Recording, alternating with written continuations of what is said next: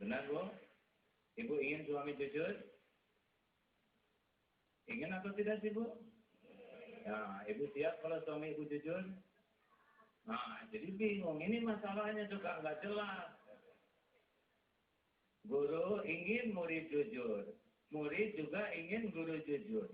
Pemerintah ingin rakyat jujur. Dan rakyat juga ingin orang-orang yang memerintah itu jujur. Bahkan penjahat juga ingin teman yang jujur. Kamu harus jujur ya. Loh, kita kan sama-sama penjahat. Ya, tapi buat aja jujur. Hadirin sekalian, jujur itu sepertinya berat. Padahal paling nikmat, paling lega, paling nyaman kalau jadi orang jujur. Karena kalau licik atau tidak jujur itu pasti capek. Coba pilih, kalau jujur dihina orang, tidak jujur dipuji orang. Pilih yang mana?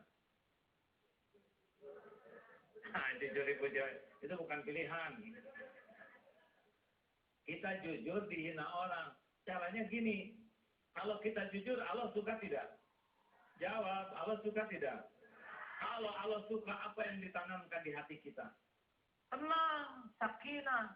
Huwallazi anzala sakinah fi qulubil mu'minin liyazdadu imanan ma'a imanihim. Allah yang menurunkan sakinah supaya nambah yakin. Kalau Allah sudah ngasih sakinah di hati kita, itu apapun yang terjadi enggak akan pernah menggoncangkan. Kalau Allah sudah nanam kekuatan di hati ini, mau diapain aja, la khaufun alaihim wa la hum yahzanun, udah enggak ada takutnya. Dan itu termahal. Dan itu para kekasih Allah. Tapi kalau kita tidak jujur, Allah suka tidak?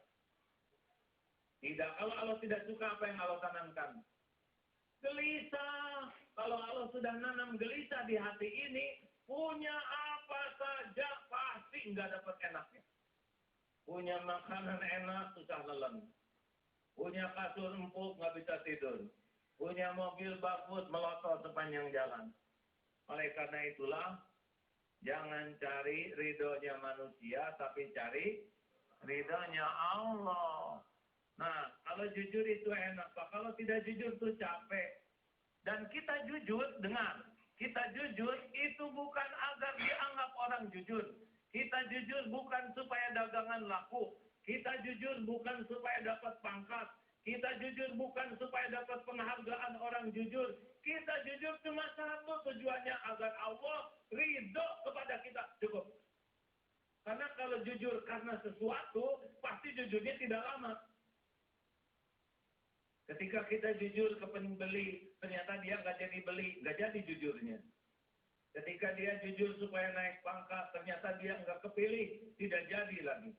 Pokoknya paling enak jujur. Bagaimana supaya bisa jujur? Ketahuilah, Allah Subhanahu wa Ta'ala sudah berfirman, wa yamsaskallahu bidurrin, a'udzubillahi minasyaitonirrajim. Wa yamsaskallahu bidurrin, fala khasifa lahu illa hu. Sekiranya Allah hendak menyentuhkan kemudaratan kepadamu, tidak ada yang bisa menghilangkannya selain Allah sendiri. Wa yuridka bi khairin, dan sekiranya Allah akan memberikan kebaikan padamu, fala radda li fadlik, tidak ada satupun yang bisa menolaknya. Yusibu bihi ma yasha'u min ibadihi wa huwal ghafurur rahim. Allah berikan kepada siapa yang Allah kehendaki. Allah Maha Pengampun lagi Maha Penyayang. Jadi, kalaupun kita tidak jujur, kalau Allah nggak akan ngasih, dapat tidak? Tidak. Kalau kita jujur, kalau Allah mau ngasih, dapat tidak? Dihalangi semua orang, tetap jadi tidak? Jadi, apapun yang Allah kehendaki, pasti terjadi. Innama amruhu iza arada syai'an ayyakula lahu kun fayakun. Makanya sudah lupakan satu kata licik. Jangankan berbuat licik, mikir licik pun jangan ada. Hati akan tenang. Mari kita jujur dari hal yang paling kecil. Apalagi di sekolahan, ya. Jangan sampai gara-gara nem nilainya baik, tapi dia akhlaknya buruk. Kalau untuk ujian sekolah aja dia ngebohong, kalau udah lulus, nggak akan pernah tenang. Makanya jujur sajalah, nggak akan kemana-mana takdir itu. Apa yang ditentukan Allah untuk kita, kalau Kalau jujur pasti ketemu, demi Allah nggak ada yang bisa ngalangin. Siapa yang bisa ngalangin ketentuan Allah? Tidak ada. Makanya orang tidak jujur itu pasti kurang iman. Pasti kurang iman. Mau ngapain tidak jujur?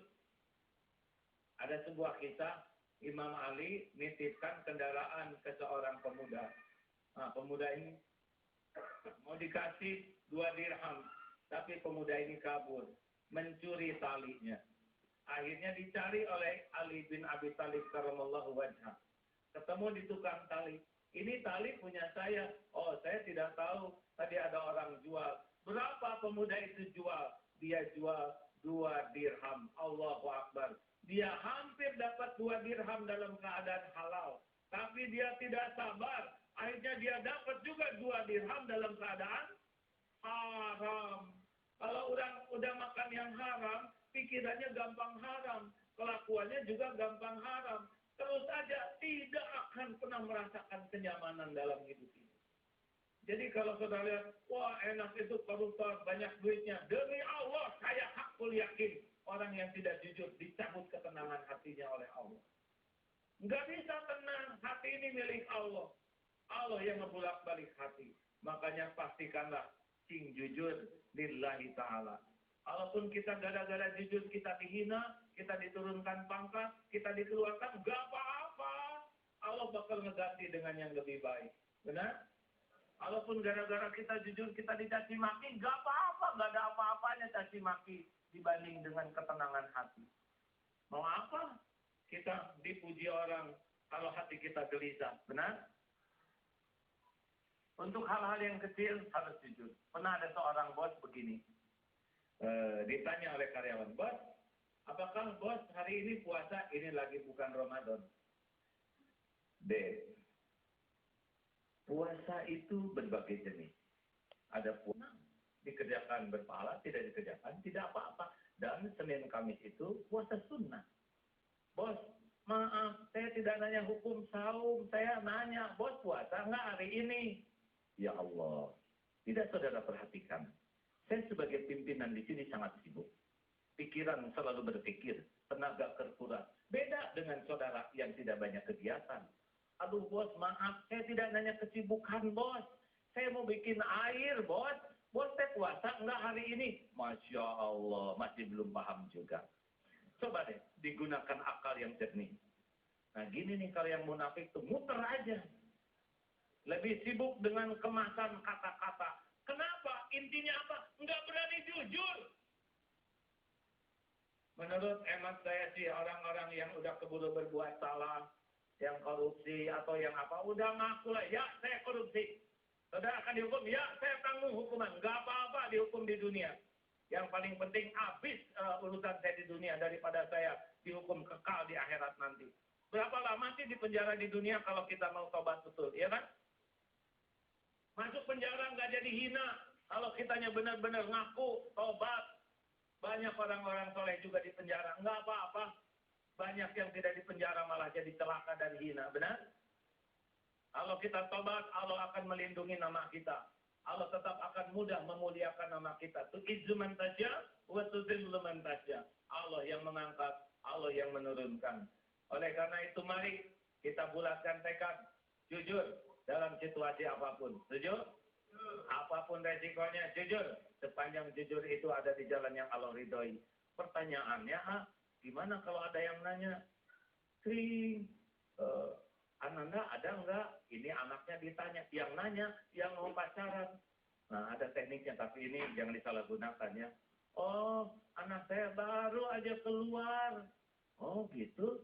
Padahal tadi janji, padahal maksud kita keluar dari WC, ya. Kalau ini digunakan untuk mencegah kemungkaran boleh. Ini tidak bohong, ya kan? Nah, tapi ini hanya boleh digunakan untuk mencegah kemungkaran. Oleh karena itu, saudaraku sekalian, jujurlah. Bukan untuk dianggap jujur, jujurlah. Bukan supaya dagangan laku, jujurlah. Bukan supaya naik pangkat, tapi jujurlah supaya Allah suka kepada kita. Insya Allah, Allah memberikan ketenangan. Subhanallah, itulah tadi sebuah kata yang terakhir atau huruf terakhir yang dikembangkan dari licik, berarti tuntas sudah Kalau kita ingin mengenali penyakit hati, cukup ingat dengan kata-kata tengil. Takabur, egois, norak, galak, iri, dan licik. Insya Allah mudah-mudahan kita yang ada di sini, sekaligus jemaah yang ada di rumah yang sedang menyaksikan tabligh akbar, bukan termasuk dari kategori-kategori yang telah dipaparkan oleh Agim tadi. Dan pada segmen selanjutnya, kami nanti akan memberikan kesempatan kepada para jamaah untuk mengajukan pertanyaan, siapkan pertanyaannya, dan nanti kita akan selesaikan yaitu pada segmen yang ke-7. Tetaplah bersama kami dalam tabligh akbar.